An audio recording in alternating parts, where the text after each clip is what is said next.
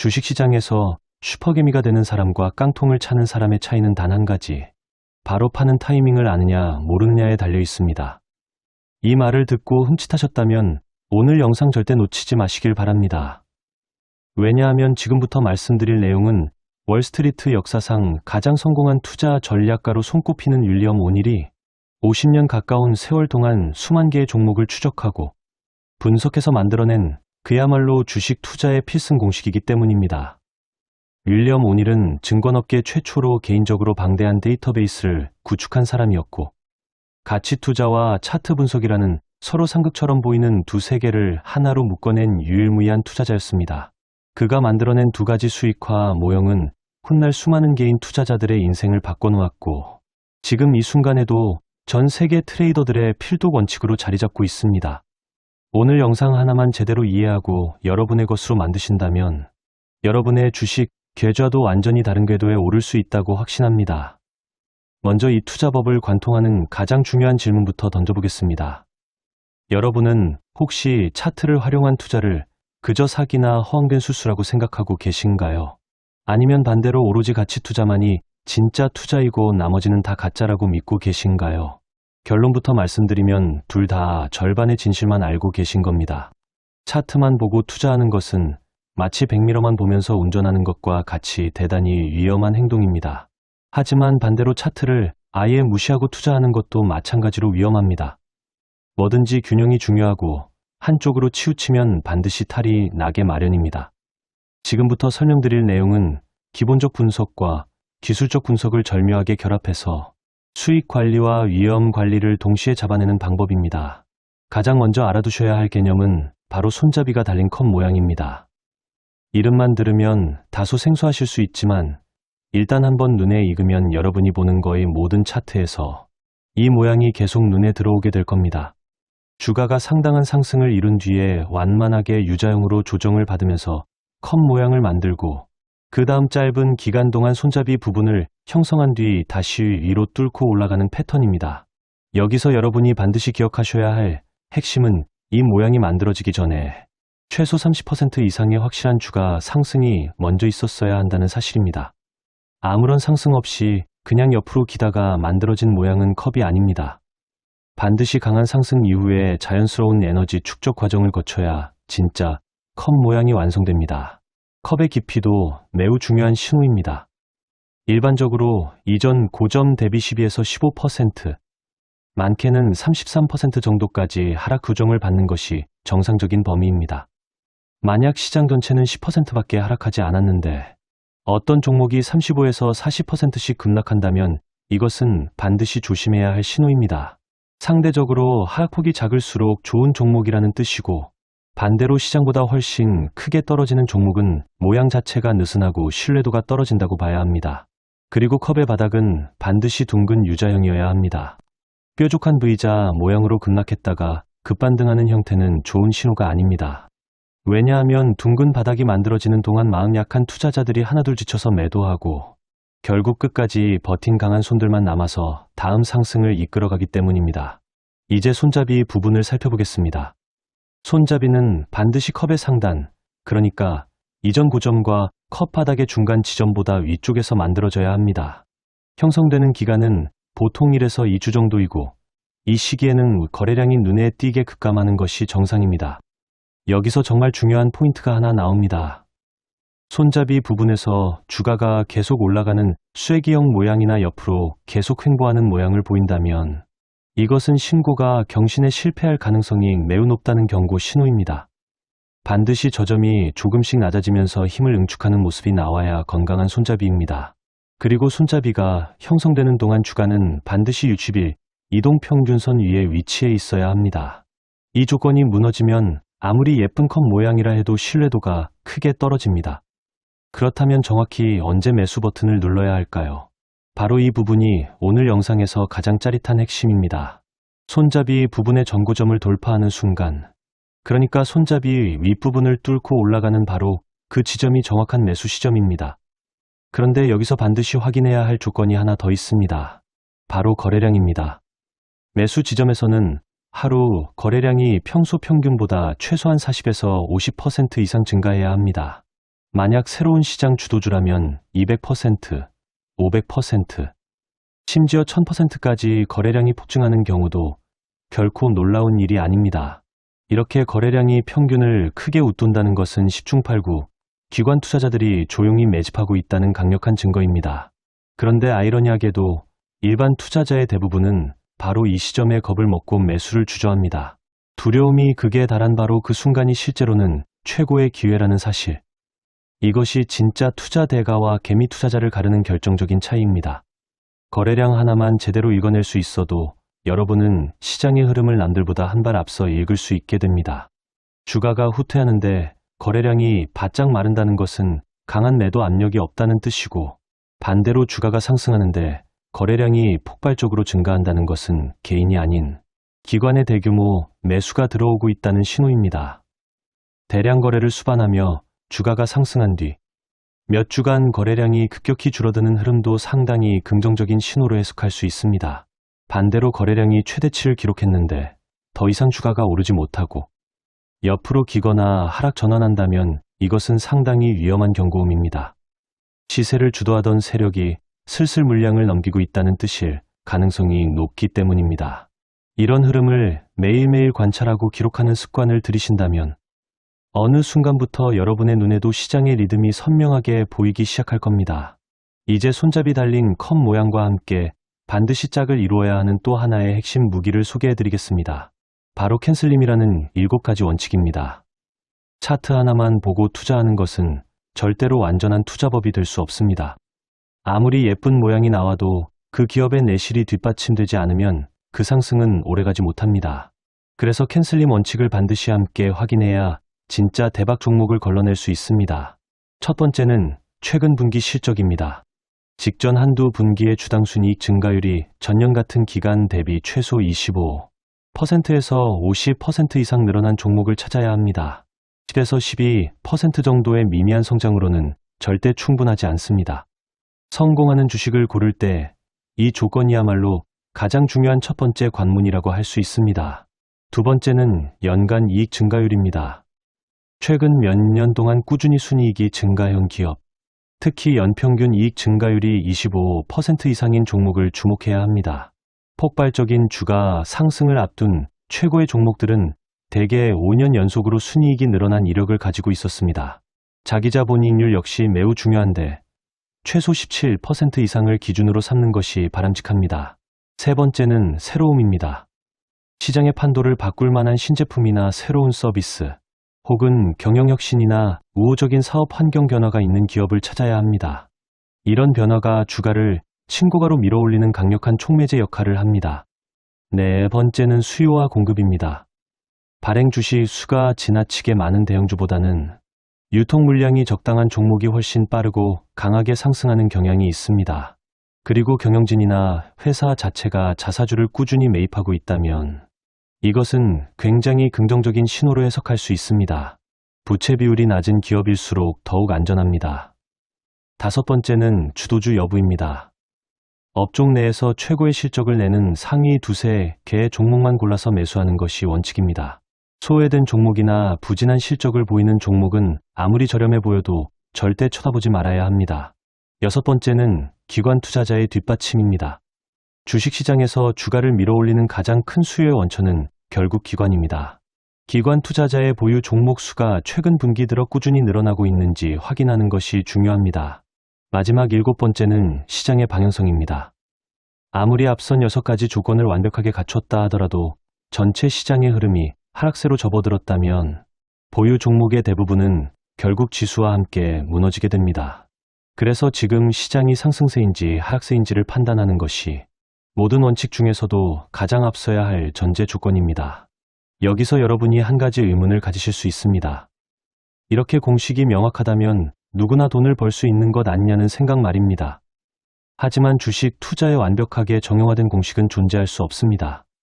그런 공식이 진짜로 존재한다면 세상 모든 프로그램이 가장 돈을 잘 벌었을 것이고 그 공식을 배운 모든 사람이 부자가 되었어야 합니다. 학교에서 똑같은 공식을 배워도 어떤 학생은 어려운 문제를 풀어내고 어떤 학생은 여전히 틀립니다. 그 차이는 공식을 얼마나 많이 실전에 적용해보고 응용력을 길렀느냐에 달려 있습니다. 오늘 배운 원칙을 여러분이 직접 다양한 종목에 적용해보고 스스로 검증하고 실패하고 다시 수정하는 과정을 거쳐야만 비로소 여러분만의 진짜 수익화 모형이 완성됩니다. 자, 여기까지가 매수의 기술이었다면 지금부터 말씀드릴 내용이야말로 오늘 영상에서 가장 중요한 핵심입니다. 아무리 완벽한 타이밍에 매수했다 하더라도 언제 팔지 모른다면 결국 모든 수익은 누르품이 되고 맙니다. 실제로 이 투자법을 만든 당사자조차 한때 보유했던 대박 종목 여러 개가 결국 고점을 찍고 폭락하면서 쌓아온 수익을 몽땅 반납했던 뼈아픈 경험을 고백한 바 있습니다. 그때 얻은 교훈이 바로 지금 전 세계 투자자들이 따르고 있는 매도 원칙의 뿌리가 되었습니다. 가장 핵심적인 매도 원칙은 3대 1의 비율입니다. 수익이 났을 때 시연하는 폭과 손실이 났을 때 끊어내는 폭 사이에 반드시 3배의 격차를 두어야 한다는 뜻입니다. 예를 들어 20에서 25%의 수익을 목표로 잡았다면 손실은 반드시 7에서 8% 선에서 무조건 끊어내야 합니다. 이 비율을 지키면 설령 10번의 매매 중에 3번만 적중하고 7번이 틀리더라도 전체 계좌는 여전히 플러스를 유지할 수 있습니다.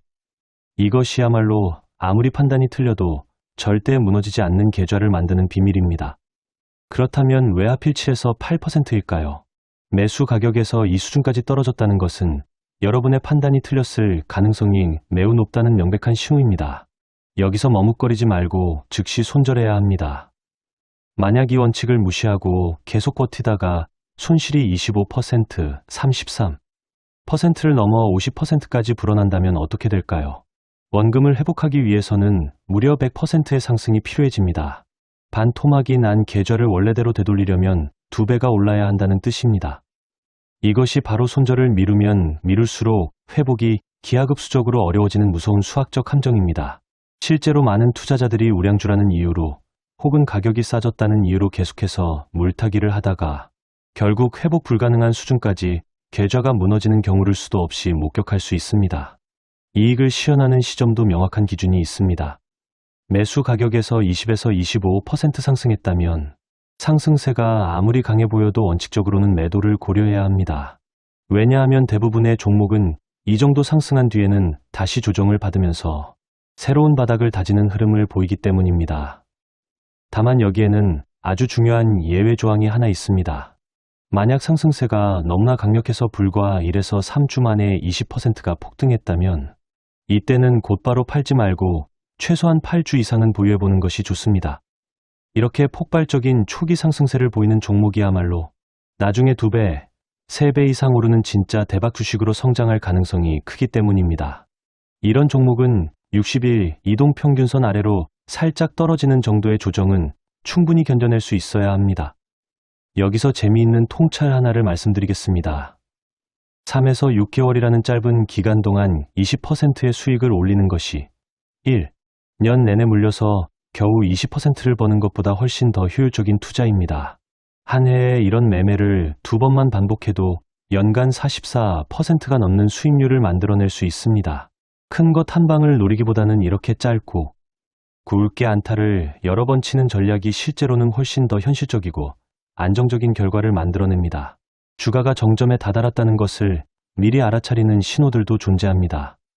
하루 상승폭이 상승 국면 중 최대치를 기록했을 때, 하루 거래량이 최대치를 기록했을 때, 갑작스러운 갭 상승이 나타났을 때, 대량 거래가 터지면서 주가가 크게 유동치는데도 더 이상 추가 상승이 나오지 않을 때, 이런 신호들이 동시다발적으로 나타난다면 정점이 가까워졌다는 강력한 경고로 받아들여야 합니다.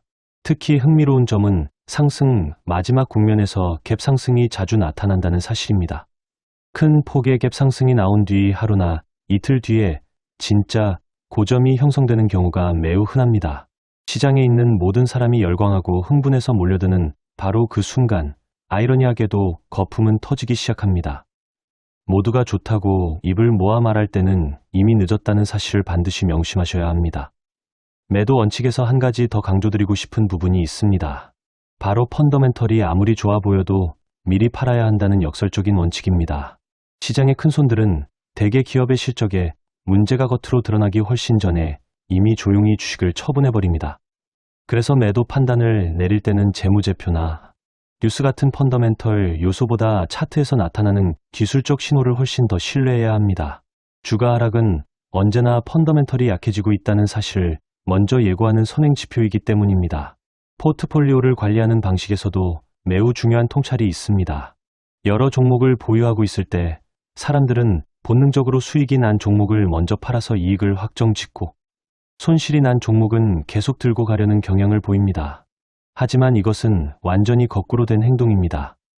반드시 성과가 가장 나쁜 종목부터 먼저 처분하고 수익이 잘 나고 있는 종목은 오히려 더 오래 보유해야 합니다. 정원을 가꾸듯 잡초는 즉시 뽑아내고 꽃에는 물을 계속 줘야 하는 것과 같은 이치입니다. 손실 종목을 방치하면 시간이 지날수록 회복 불가능한 구렁텅이로 빠져들게 됩니다. 추가 매수를 할 때도 명확한 원칙이 필요합니다. 반드시 상승하는 종목에 추가로 투자해야 하며 하락하는 종목에 물을 타는 행동은 절대 피해야 합니다. 이것을 흔히 불타기라고 부릅니다. 매수 가격에서 2~3% 정도 상승했을 때 자동적으로 추가 매수를 고려하되 이미 5% 이상 오른 뒤에는 추격 매수를 자제해야 합니다. 왜냐하면 그 지점에서는 정상적인 조정 국면에 발목이 잡힐 위험이 커지기 때문입니다. 시장의 방향성을 판단하는 방법도 짚고 넘어가야 합니다. 시장이 저점에서 반등을 시도할 때 전체 지수가 거래량 증가를 동반하면서 상당한 폭으로 상승, 마감하는 날이 나타나면 이것을 새로운 상승 추세의 시작으로 해석할 수 있습니다. 반대로 지수가 상승했는데도 상승폭이 이전보다 계속 줄어들면서 거래량은 오히려 늘어나는 흐름이 며칠에 걸쳐 반복된다면 이것은 상승세가 하락으로 전환될 수 있다는 명백한 경고입니다. 이런 흐름을 매일 관찰하고 해석하는 습관이야말로 시장에서 살아남는 투자자와 그렇지 못한 투자자를 가르는 결정적인 차이를 만듭니다. 마지막으로 감정 관리에 대해서도 말씀드리고 싶습니다. 성공적인 투자에 있어서 감정 조절이야말로 가장 중요하면서도 가장 익히기 어려운 요소입니다. 과도한 낙관에 빠지면 조정이 시작됐는데도 이익 실현을 미루다가 그동안 쌓아온 수익을 고스란히 반납하게 됩니다. 반대로 손실에 대한 과도한 공포에 사로잡히면 좋은 기회조차 놓쳐버리게 됩니다. 뚜렷한 원칙과 시스템을 세워두고 이를 철저히 지키는 것만이 이러한 감정의 소용돌이에서 벗어날 수 있는 유일한 방법입니다. 다트를 던지듯 아무 종목이나 고른 다음 그저 오르기만을 바라는 투자 방식은 대단히 위험합니다. 결국 이 모든 원칙을 하나로 요약하면 이렇습니다. 손잡이 달린 컵 모양이 완성되고 거래량이 폭발적으로 증가하는 순간을 매수 타이밍으로 삼고 캔슬림 7가지 조건을 통해 진짜 내실 있는 종목을 걸러내며 손실은 반드시 7~8%에서 끊어내고 수익은 20~25% 선에서 시현하되 강한 상승세를 보이는 종목만큼은 예외적으로 더 오래 보유하는 것입니다. 그리고 이 모든 과정 위에 항상 시장 전체의 방향성이라는 큰 그림을 잊지 않는 것. 이것이 바로 수십 년의 세월을 거치며 검증된 필승 공식의 전체 그림입니다. 여러분이 오늘 배운 이 내용을 그저 듣고 흘려보내지 마시고 실제로 관심 있는 종목의 차트에 하나하나 적용해 보시길 바랍니다. 처음에는 손잡이 달린 컵 모양이 잘 보이지 않을 수 있지만 반복해서 연습하다 보면 어느 순간 여러분의 눈에도 이 패턴이 선명하게 들어오기 시작할 겁니다. 아는 사람과 모르는 사람의 계좌는 결국 시간이 흐를수록 하늘과 땅 차이로 벌어지게 되어 있습니다. 오늘 이 영상을 끝까지 보신 여러분이라면 분명 남들보다 한 발 앞선 투자자로 성장하실 수 있을 거라 확신합니다. 꾸준히 공부하고 자신만의 원칙을 글로 적어두고 반복해서 되새기시길 바랍니다. 그렇게 쌓인 지식과 경험이야말로 여러분을 진짜 부자로 만들어줄 가장 확실한 자산이 될 것입니다. 여기서 한 가지 더 알아두셔야 할 흥미로운 사실이 있습니다. 상승장이 영원히 지속될 것 같은 순간이야말로 오히려 가장 조심해야 할 시점이라는 역설입니다. 시장이 고점을 형성하는 과정을 오랜 기간 분석해 본 결과 2~3주에서 4주 사이의 기간 동안 지수가 5번 정도 거래량 증가를 동반하면서도 더 이상 상승하지 못하고 하락 마감하는 흐름이 나타난다면 이것은 상승세가 하락세로 전환되기에 충분한 상황이라고 해석할 수 있습니다. 이런 흐름을 분산이라고 부르는데 쉽게 말하면 큰손들이 조용히 물량을 정리하고 있다는 뜻입니다. 재미있는 것은 이런 구간에서 오히려 개인 투자자들이 더 적극적으로 매수에 나선다는 사실입니다. 이미 많이 올랐으니 더 오를 거라는 근거 없는 낙관과 남들이 다 사니까 나도 사야 한다는 조급함이 겹쳐지면서 결국 상투를 잡는 경우가 부지기수입니다. 시장이 이런 상승 한계점에 도달했다는 신호를 미리 파악할 수 있다면 여러분은 보유 종목을 정리하고 현금을 확보하는 방어적인 태세로 전환해야 할 시점을 남들보다 앞서 알아챌 수 있게 됩니다. 손잡이 달린 컵 모양 외에도 실전에서 자주 등장하는 패턴들이 몇 가지 더 있습니다. 먼저 쌍바닥 패턴입니다. 주가가 한 차례 하락한 뒤 첫 번째 바닥을 다지고 다시 반등했다가 두 번째 바닥을 만드는 형태인데, 여기서 매우 중요한 포인트는 두 번째 바닥이 첫 번째 바닥보다 더 아래로 내려가는 경우가 오히려 더 건강한 패턴이라는 사실입니다. 많은 사람들이 이것을 반대로 생각하는 경향이 있는데, 두 번째 바닥이 더 낮게 형성되면서 첫 번째 하락에서 미처 정리하지 못한 심약한 보유자들을 한 번 더 털어내는 과정을 거쳐야 그 다음 상승이 훨씬 견고해집니다. 이렇게 두 번의 바닥을 거치며 매물이 충분히 소화된 종목은 이후 상승할 때 훨씬 더 강력한 힘을 발휘하는 경우가 많습니다. 또 하나는 접시형 패턴입니다. 컵 모양보다 조정폭이 훨씬 완만하고 길게는 몇 주에서 몇 달에 걸쳐 평탄하게 횡보하는 형태를 보입니다. 이 패턴에서는 더 이상 주가가 떨어지지 않고 지지하는 매수세가 꾸준히 유입되는 흐름을 확인하는 것이 핵심입니다. 평탄한 구간을 뚫고 올라가는 순간이 바로 접시형 패턴의 매수 시점이 됩니다. 패턴을 공부할 때는 좋은 예시뿐만 아니라 나쁜 예시도 반드시 함께 알아두셔야 합니다.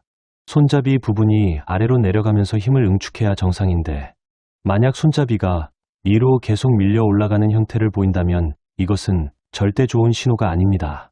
이렇게 밀어 올리는 형태의 손잡이는 결국 바닥을 붕괴시켜버리는 경우가 많기 때문에 아무리 컵 모양이 예뻐 보여도 손잡이 부분에서 이런 이상 신호가 나타난다면 매수를 보류하고 지켜보는 것이 현명한 판단입니다. 그리고 대량 거래가 터졌는데도 주가가 크게 흔들리지 않고 버텨준다면 이것은 강한 지지 매수세가 존재한다는 긍정적인 신호로 해석할 수 있습니다. 이제 매수한 이후의 전략, 즉 피라미딩이라는 개념을 소개해드리겠습니다. 처음부터 목표 금액을 한 번에 다 투입하는 것은 매우 위험한 방식입니다. 대신 처음에는 계획했던 투자 금액의 일부만 매수하고 자신의 판단이 옳았다는 것이 확인되면 그 다음 상승 구간에서 조금씩 추가 매수를 이어가는 방식이 훨씬 안전하고 효율적입니다. 이렇게 물량을 늘려가는 것을 흔히 불타기라고 부르는데, 여기서 반드시 유의하셔야 할 것은 이것이 하락하는 종목에 물을 타는 행위와는 완전히 다르다는 점입니다. 상승하고 있는 종목에 확신이 강해질 때마다 조금씩 비중을 늘려가는 것이 핵심입니다. 이런 방식으로 초기 매수 이후 상승이 지속되는 구간마다 단계적으로 추가 매수를 진행한 사례들을 살펴보면 한 번의 큰 매수보다 훨씬 더 큰 폭의 수익을 만들어낸 경우가 많습니다. 다만 이 방법은 강세장에서만 통하는 전략이라는 점을 명심하셔야 합니다. 약세장에서는 이런 식으로 물량을 늘려가는 것이 오히려 손실을 눈덩이처럼 피우는 지름길이 될 수 있습니다. 주가가 정점에 다다랐음을 알려주는 또 다른 흥미로운 신호로 채널 라인이라는 개념이 있습니다. 상승 추세의 저점들을 연결한 선과 고점들을 연결한 선을 각각 그으면 하나의 채널이 만들어지는데, 만약 주가가 이 채널의 상단선을 훌쩍 뚫고 지나치게 가파르게 튀어오른다면 오히려 이 지점이 매도를 고려해야 할 시점이 됩니다. 대부분의 투자자들은 이렇게 채널을 뚫고 급등하는 모습을 보면 흥분해서 뒤늦게 따라붙는 경향이 있지만, 실제로는 이런 과열 구간에서 대량 거래가 터지면서 결국 큰손들이 물량을 개인 투자자들에게 넘기고 빠져나가는 경우가 대단히 많습니다. 주가가 오르는 것이 너무나 강력하고 압도적으로 느껴지는 바로 그 순간이야말로 가장 조심스럽게 접근해야 할 타이밍이라는 사실을 꼭 기억해 두시기 바랍니다. 정점을 알리는 신호는 이 밖에도 여러 가지가 있습니다. 주봉 차트에서 한 주간의 저점과 고점 사이의 격차가 유난히 크게 벌어지는 경우, 대량 거래를 동반하면서 50일 이동평균선을 하향 돌파하는 경우, 상승세가 시작된 이후 하루 상승폭이 역사상 최대치를 기록하는 경우, 그리고 매물이 반복적으로 쏟아지거나 거래량은 많은데 주가가 더 이상 오르지 못하는 경우 등이 대표적입니다. 특히 예전에는 나흘 정도 상승하고 2, 3일 하락하는 패턴을 보이던 종목이 어느 순간부터 나흘이나 닷새씩 하락하고 2, 3일만 반등하는 형태로 바뀐다면 이것은 명백한 하락 전환 신호로 받아들여야 합니다. 다만 여기서 너무 조급하게 겁을 먹고 손절해버리는 것도 경계해야 합니다.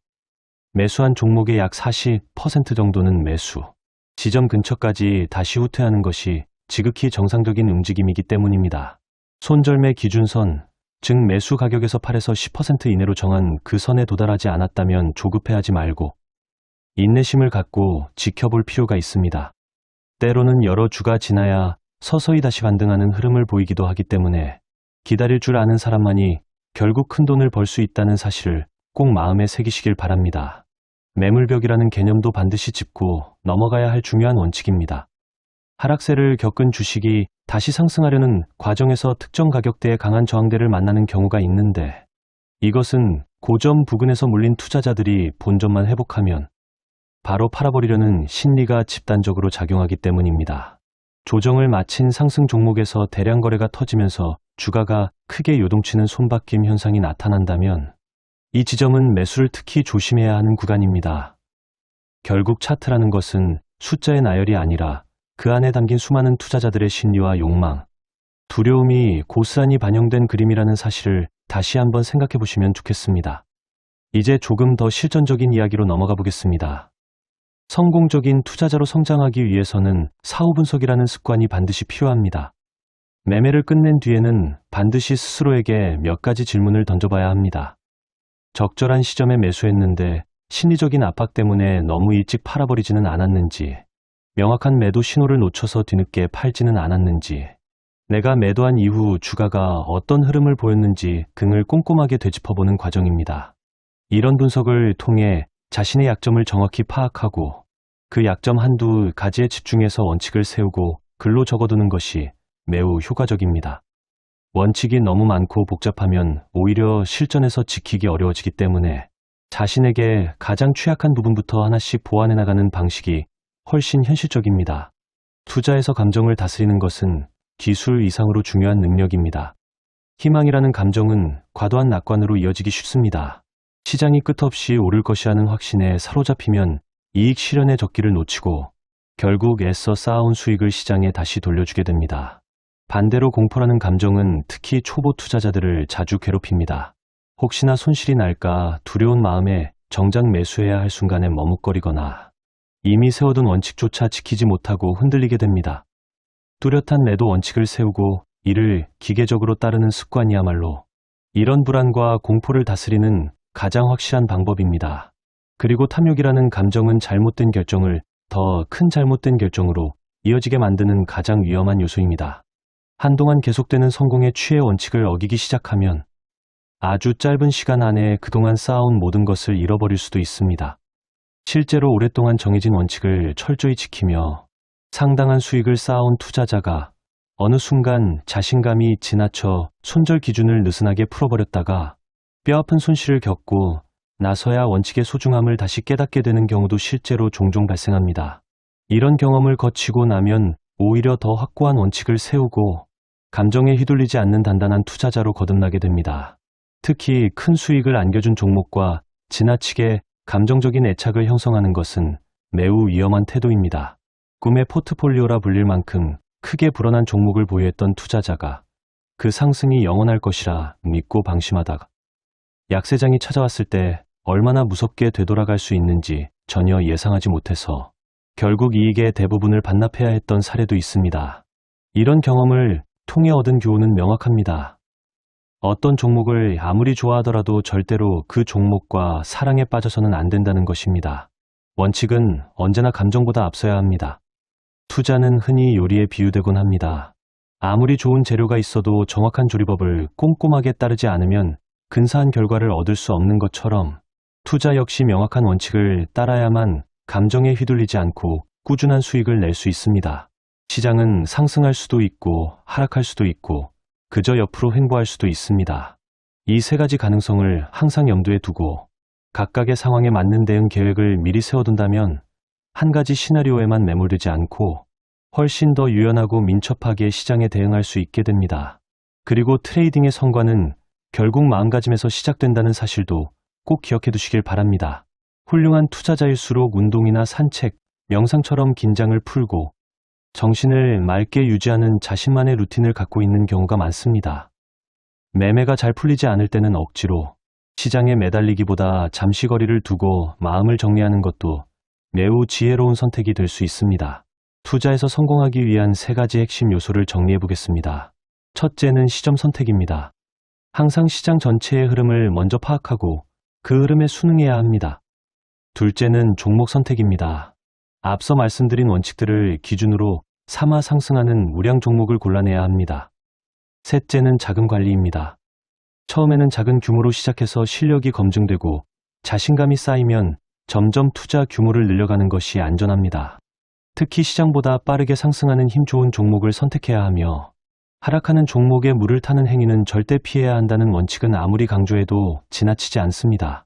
한 가지 더 흥미로운 사실을 말씀드리자면 대박 종목을 남들보다 먼저 알아보는 능력은 결국 과거의 대박 종목들을 얼마나 많이 연구했느냐에 달려 있다는 점입니다. 역사 속에서 폭발적으로 상승했던 종목들이 상승 직전에 보여준 공통적인 패턴을 반복해서 학습하다 보면 현재 시장에서 그와 비슷한 흐름을 보이는 종목을 훨씬 빠르게 포착할 수 있게 됩니다. 새로운 강세장이 시작될 때마다 이전에는 없던 혁신적인 제품이나 서비스를 가진 기업들이 새로운 주도주로 떠오르는 경우가 많습니다. 이런 기업들을 미리 눈여겨보고 있다가 바닥 패턴을 형성하고 돌파하는 순간을 놓치지 않는 것이 대박 종목을 잡아내는 가장 현실적인 방법입니다. 물론 이 모든 원칙을 완벽하게 지킨다고 해서 모든 매매가 성공하는 것은 절대 아닙니다. 뛰어난 투자자들조차 스스로 선정한 종목의 절반 이상이 실패로 끝난다고 솔직하게 고백하는 경우가 많습니다.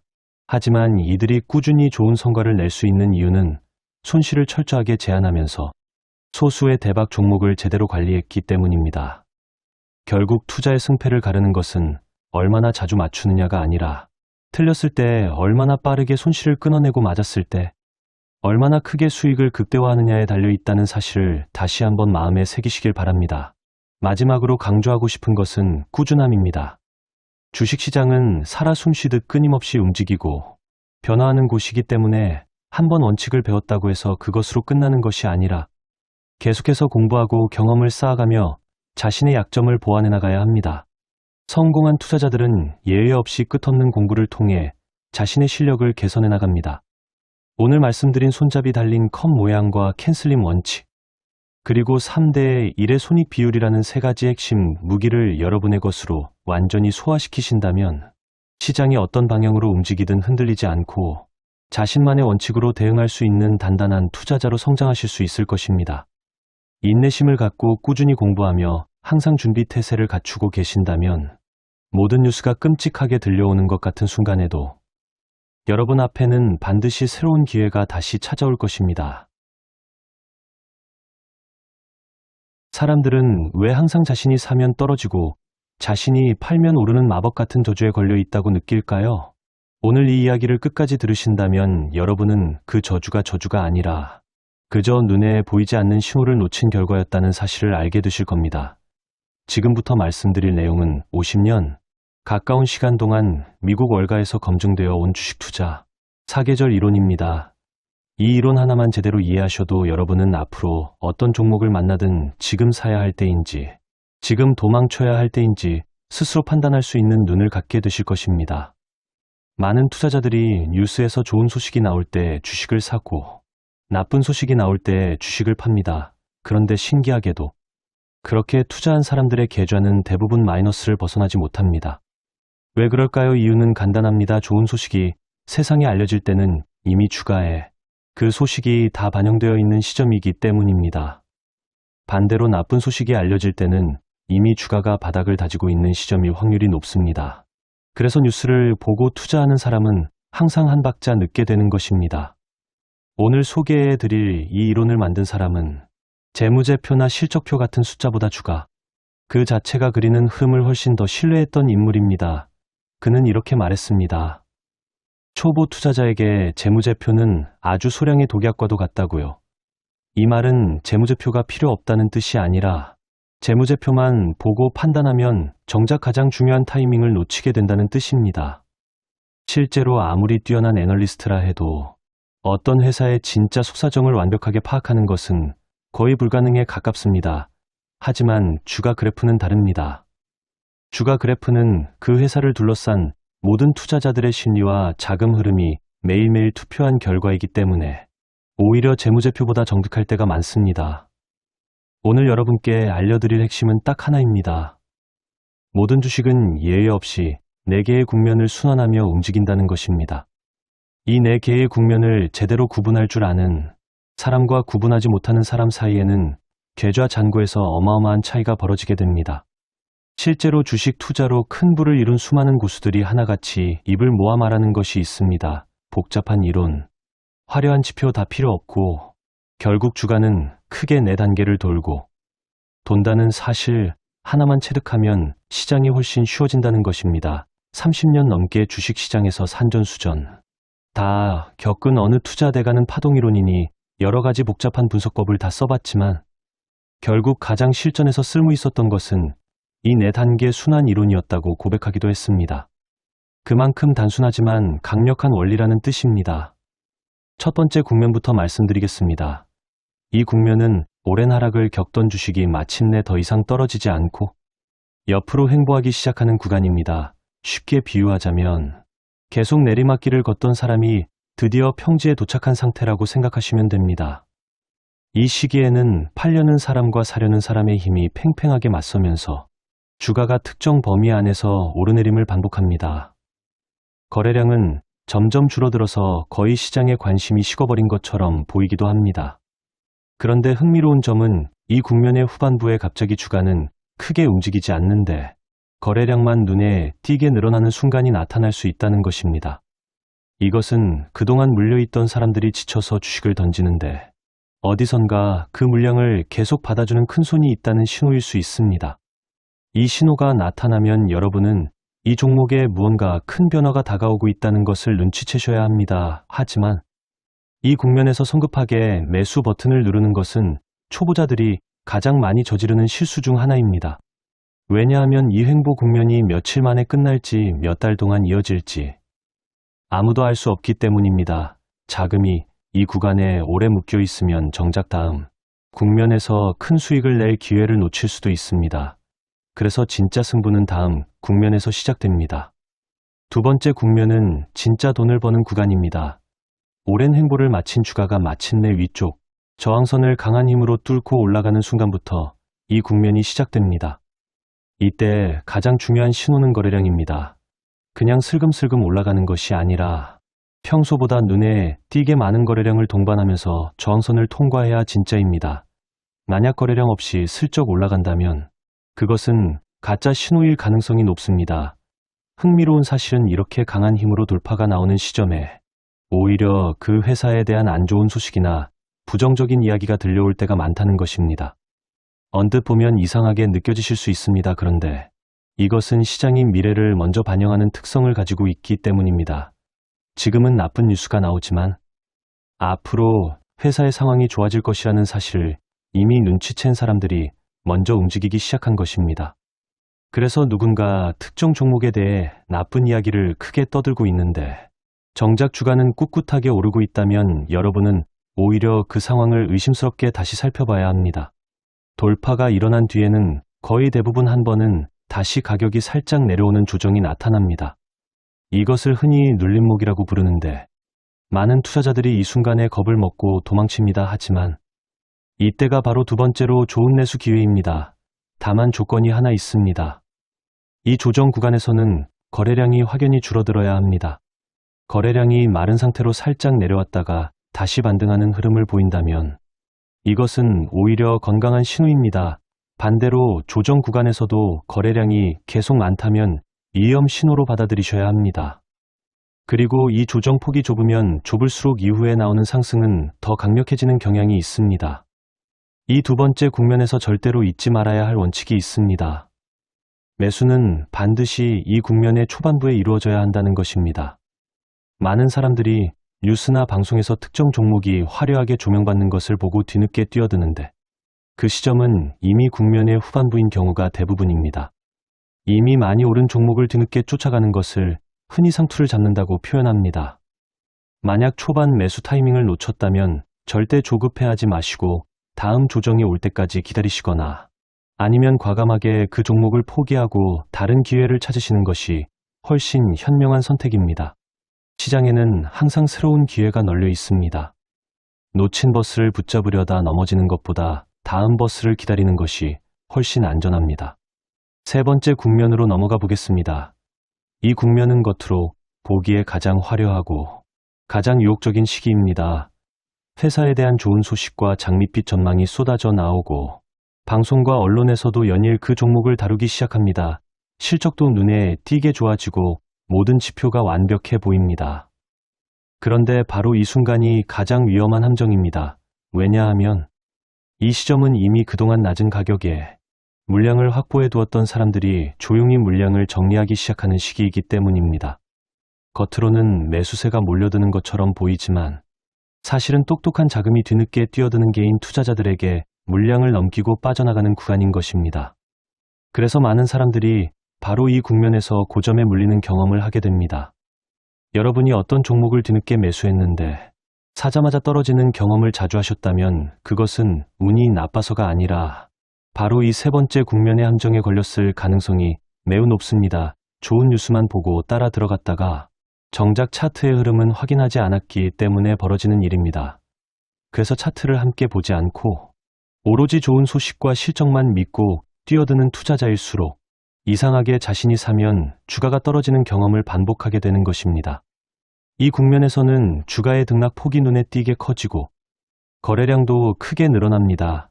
이전까지 꾸준히 우상향하던 흐름과는 다르게 오르락내리락을 반복하며 방향성을 잃은 듯한 모습을 보입니다. 이때 가장 중요한 마음가짐은 절제입니다. 조금만 더 오르면 팔아야지 하는 욕심이 스멀스멀 올라오는 순간이 바로 위험 신호입니다. 노련한 투자자들조차 이 유혹을 이기지 못해서 큰 손실을 보는 경우가 허다합니다. 만약 여러분이 보유한 종목에서 이런 화려한 소식들이 쏟아지기 시작하고 동시에 주가의 등락이 심해진다면 이제는 욕심을 내려놓고 조금씩 비중을 줄여나가야 할 시점이라고 판단하셔야 합니다. 마지막 네 번째 국면은 모든 것이 무너지는 구간입니다. 그동안 버텨주던 지선이 힘없이 무너지고 주가는 아래로 미끄러지기 시작합니다. 이 시기에 특히 조심해야 할 것은 겉으로 드러나는 정보에 속는 것입니다. 회사의 실적이나 사업 전망은 여전히 괜찮아 보이는데 주가는 계속 흘러내리는 경우가 자주 나타납니다. 이때 전문가라는 사람들조차 여전히 좋은 회사라며 팔지 말라고 이야기하는 경우가 많습니다.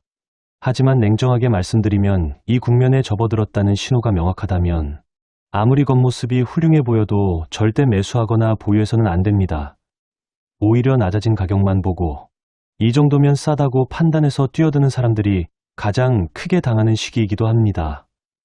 싸다고 느껴지는 가격은 진짜 싼 것이 아니라 앞으로 더 떨어질 수 있다는 경고일 수 있습니다. 이 네 번째 국면에서는 그 어떤 유혹에도 흔들리지 않고 시장에서 한 발 물러나 있는 것이 최선의 전략입니다. 지금까지 말씀드린 네 가지 국면을 하나로 이어서 정리해 보겠습니다. 오랜 하락 끝에 찾아오는 조용한 횡보의 시간이 지나고 강한 거래량과 함께 저항을 뚫는 폭발적인 상승이 시작되며 그 뒤를 이어 화려한 소식과 함께 등락이 심해지는 이태로운 정점의 시기가 찾아오고 결국 모든 것이 아래로 무너지는 하락의 시간이 반복된다는 것입니다. 이 순환은 신기하게도 특정 종목뿐만 아니라 시장 전체 지수에서도 그대로 나타나오 심지어 특정 업종 전체에서도 똑같이 반복됩니다.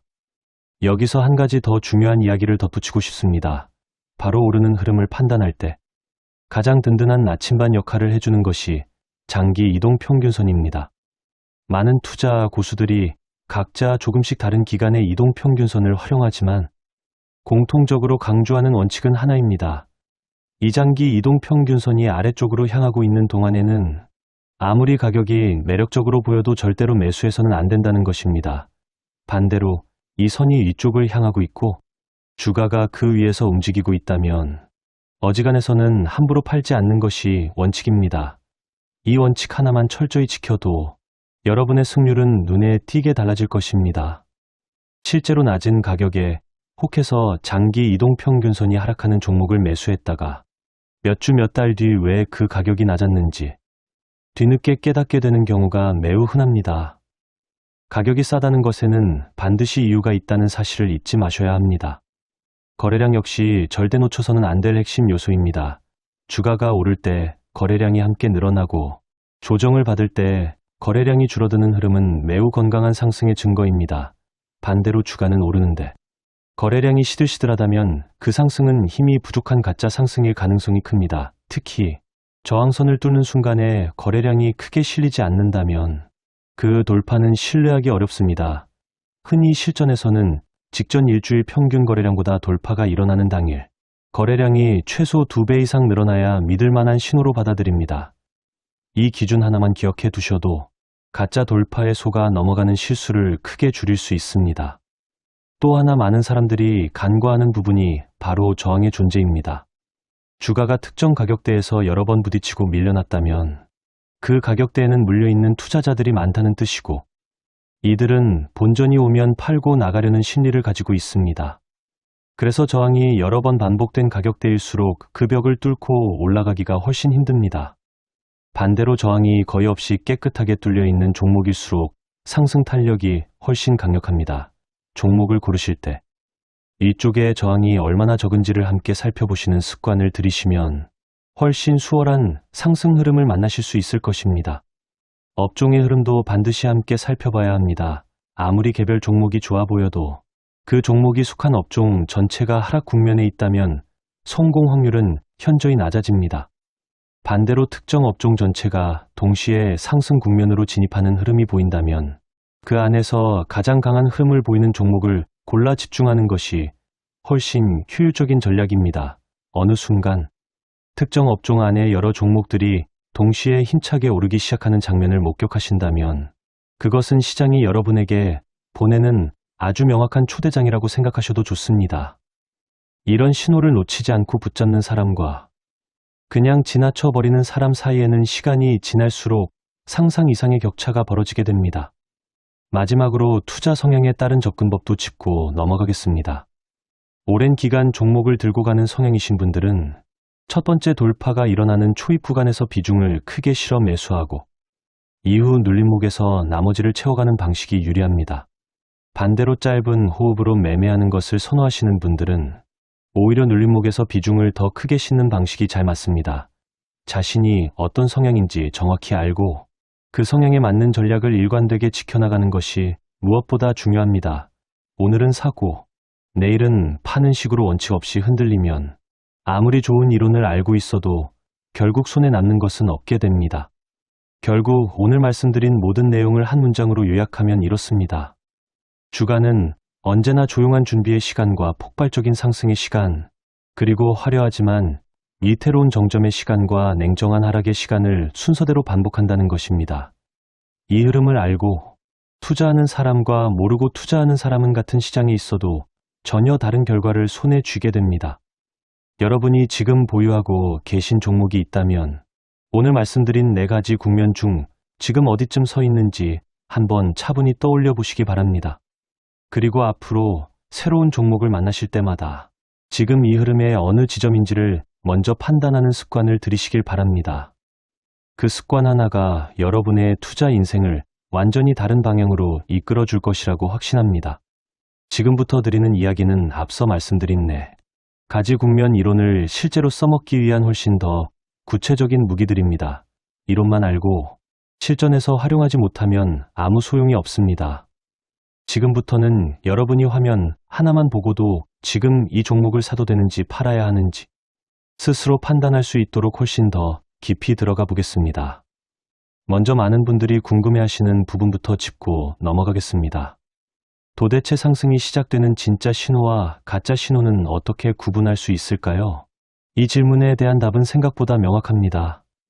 진짜 상승의 시작은 항상 몇 가지 조건을 동시에 만족시킵니다. 첫째로, 오랜 시간 쌓여온 매물대를 강한 힘으로 뚫어야 하고, 둘째로 그 순간 거래량이 평소와는 비교할 수 없을 만큼 폭발적으로 늘어나야 하며, 셋째로 장기 이동 평균선이 위쪽을 향해 방향을 틀고 있어야 합니다.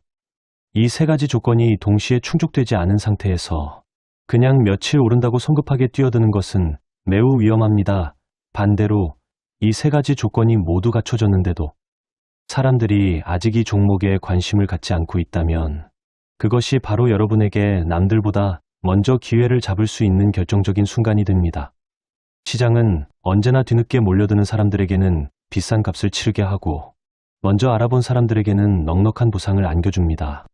여기서 조금 더 깊이 들어가서 매수하기 전에 반드시 점검해야 할 사항들을 하나씩 짚어보겠습니다. 첫 번째로 확인할 것은 지금 이 종목이 속한 시장 전체의 분위기입니다. 아무리 좋은 종목이라도 시장 전체가 얼어붙어 있는 상황에서는 혼자 힘으로 날아오르기가 매우 어렵습니다. 마치 역풍이 세게 부는 날, 아무리 잘 만든 연이라도 하늘 높이 날리기 힘든 것과 같은 이치입니다. 그래서 개별 종목을 보기 전에 반드시 전체 시장의 흐름부터 확인하는 습관을 들이셔야 합니다. 두 번째로 확인할 것은 그 종목이 속한 업종 전체의 온도입니다.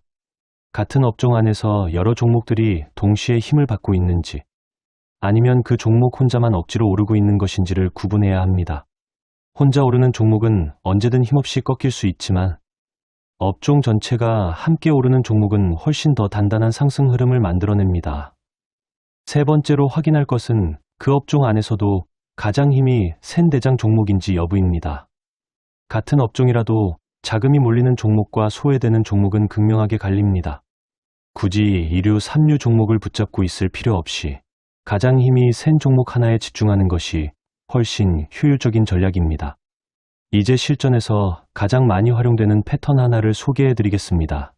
바로 사람의 머리와 양쪽, 어깨 모양을 닮았다고 해서 붙여진 유명한 반전 패턴입니다. 이 패턴은 상승의 정점에서 하락으로 전환될 때 매우 자주 나타나는 형태로 오른쪽 어깨 부분이 만들어지는 과정을 눈여겨보시면 앞으로의 하락을 미리 예측하는 데 큰 도움이 됩니다. 주가가 한번 크게 올랐다가 살짝 내려온 뒤 다시 한번 이전 고점을 살짝 넘어서는 듯 하다가 힘없이 꺾이면서 두 번째 봉우리를 만들고 이후 그보다 낮은 세 번째 봉우리를 만들면서 무너지는 모습이 바로 이 패턴의 전형적인 형태입니다. 특히 이 패턴에서 핵심은 거래량입니다. 왼쪽 어깨와 머리 부분을 만들 때는 거래량이 풍부했는데 오른쪽 어깨를 만들 때는 거래량이 눈에 띄게 줄어든다면 이것은 매수하려는 힘이 확연히 약해지고 있다는 강력한 경고 신호입니다. 이런 모습이 보이기 시작하면 아무리 그 종목에 대한 애정이 크시더라도 미련을 버리고 비중을 정리하는 것이 현명한 선택입니다. 반대로 이 패턴을 뒤집어서 생각하면 바닥권에서도 똑같은 원리가 적용됩니다. 머리와 양쪽, 어깨 모양이 거꾸로 뒤집힌 형태로 나타나면서 마지막 목선을 강한 거래량과 함께 뚫고 올라간다면 이것은 강력한 상승 반전의 신호로 받아들이셔도 좋습니다. 이번에는 절대로 손대지 말아야 할 위험한 종목을 걸러내는 체크리스트를 말씀드리겠습니다. 첫 번째로, 장기 이동 평균선이 명확하게 아래쪽을 향하고 있는 종목은 아무리 가격이 매력적으로 느껴져도 피하셔야 합니다. 두 번째로, 최근 큰 폭으로 급락한 직후에 반등이 나오는 종목은 함부로 뛰어들지 않으셔야 합니다. 급락 이후의 반등은 대부분 짧게 끝나고 다시 이전 저점을 무너뜨리는 경우가 훨씬 많습니다. 세 번째로, 좋은 소식이 나온 직후인데도 주가가 힘을 못 쓰고 오히려 뒷걸음질 치는 종목은 반드시 경계하셔야 합니다. 이것은 이미 그 좋은 소식을 이용해서 물량을 정리하려는 세력이 존재한다는 신호일 수 있습니다. 네 번째로, 거래량이 실리지 않은 채로 슬금슬금 오르는 종목도 조심하셔야 합니다. 힘없이 오르는 상승은 힘없이 꺾이기 마련입니다. 이 네 가지만 철저히 걸러내도 여러분의 계좌가 큰 손실로부터 지켜지는 경험을 하시게 될 것입니다. 이제 시간의 흐름이라는 관점에서 조금 더 흥미로운 이야기를 해드리고 싶습니다. 주식시장에는 신기하게도 특정 시간 주기를 따라 반복되는 흐름이 존재합니다. 그 중에서도 정치 권력의 임기와 맞물려 나타나는 패턴은 지난 100년에 가까운 시간 동안 놀라울 정도로 규칙적으로 반복되어 왔습니다. 새로운 권력이 들어선 직후 초반에는 시장이 힘겨운 시기를 보내는 경우가 많고 임기 중반을 넘어서면서부터는 시장의 활력이 돌아오는 흐름이 자주 목격됩니다. 이것은 권력을 잡은 쪽이 임기 초반에는 부담스러운 정책들을 먼저 처리하고 임기 후반으로 갈수록 시장 친화적인 정책들을 펼치려는 유인이 강해지기 때문이라는 해석이 널리 받아들여지고 있습니다.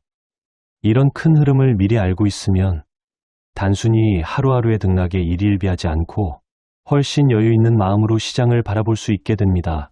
계절이 바뀌듯 시장에도 계절이 있다는 사실을 받아들이면 지금 겪고 있는 힘든 구간도 언젠가는 지나갈 하나의 계절일 뿐이라는 것을 깨닫게 되실 것입니다.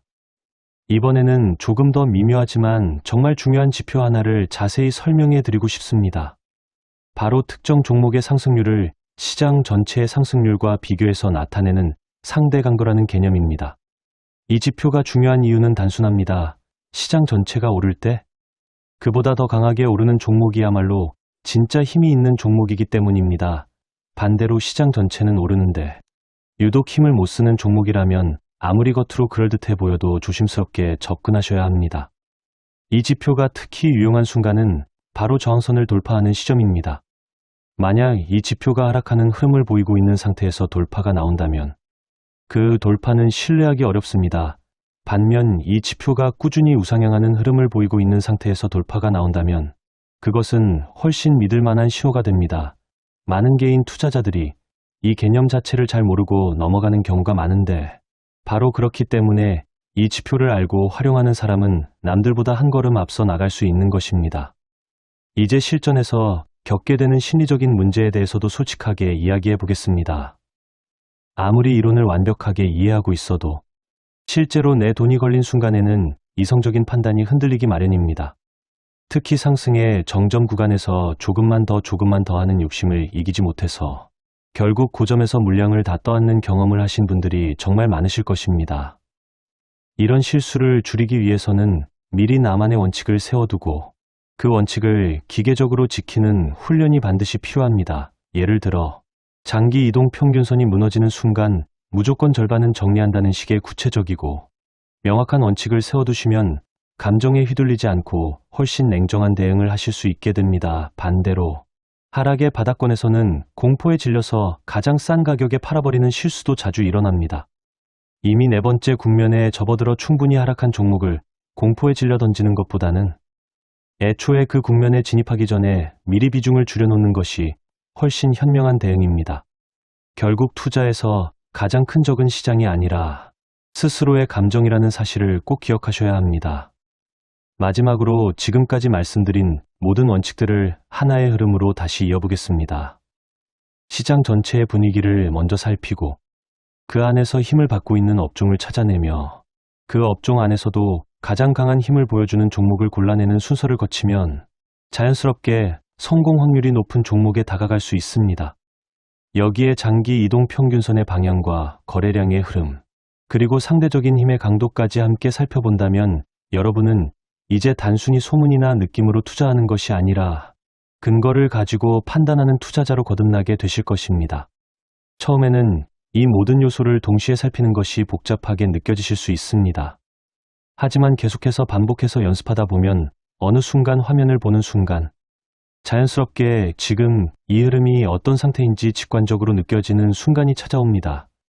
그 순간이 찾아오면 여러분의 투자는 더 이상 운에 기대는 도박이 아니라 확률을 다루는 진짜 게임이 되어 있을 것입니다. 오늘 말씀드린 내용들을 하나씩 실제 차트에 적용해 보시면서 여러분만의 감각을 차근차근 쌓아가시기를 진심으로 응원하겠습니다. 지금까지 큰 흐름과 핵심 지표들을 말씀드렸다면 이번에는 조금 더 실전적인 매매 기술 쪽으로 깊이 들어가 보겠습니다. 특히 오늘 알려드릴 두 번째 매수 기회는 이미 상승을 시작한 종목을 놓치신 분들에게 정말 소중한 두 번째 티켓이 되어드릴 것입니다. 먼저 매수인과 매도인이 팽팽하게 힘겨루기를 벌이는 구간에 대해 조금 더 깊이 파고들어 보겠습니다. 이 구간을 흔히 힘의 균형 구간이라고 부르는데 이 구간의 폭이 좁고 그 안에서 주가가 자잘하게 오르내리는 횟수가 많을수록 그 위쪽 저항선을 뚫었을 때 훨씬 폭발적인 상승이 나온다는 특징이 있습니다. 이유는 간단합니다. 좁은 범위 안에서 오랜 시간 눌려있던 에너지가 한꺼번에 터져 나오기 때문입니다. 마치 용수철을 오래 눌러둘수록 튕겨나가는 힘이 강해지는 것과 똑같은 원리라고 생각하시면 이해가 훨씬 쉬우실 것입니다. 반대로 이 힘의 균형 구간이 너무 넓고 들쭉날쭉하게 움직인다면 그만큼 에너지가 이미 여기저기서 소진되어 버렸을 가능성이 높기 때문에 돌파가 나오더라도 그 힘이 상대적으로 약할 수 있습니다. 그래서 종목을 관찰하실 때 단순히 오르고 내리는 방향만 보실 것이 아니라 그 오르내림의 폭이 시간이 지날수록 점점 좁아지고 있는지를 함께 살펴보시면 훨씬 정교한 판단을 내리실 수 있습니다. 이번에는 첫 번째 상승 기회를 놓친 분들을 위한 두 번째 진입 기회를 자세히 설명해 드리겠습니다.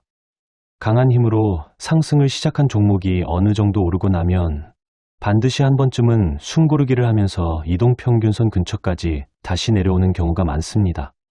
이때 많은 분들이 이제 상승세가 끝난 것이 아닐까 하고 겁을 먹고 팔아버리시는데, 사실 이 구간이야말로 시장이 뒤늦게 알아차린 사람들에게 다시 한번 내미는 손길이라고 볼 수 있습니다. 다만 이 두 번째 기회를 잡을 때 반드시 확인해야 할 것이 있습니다. 바로 이동평균선의 방향이 여전히 위쪽을 향하고 있는지 여부입니다.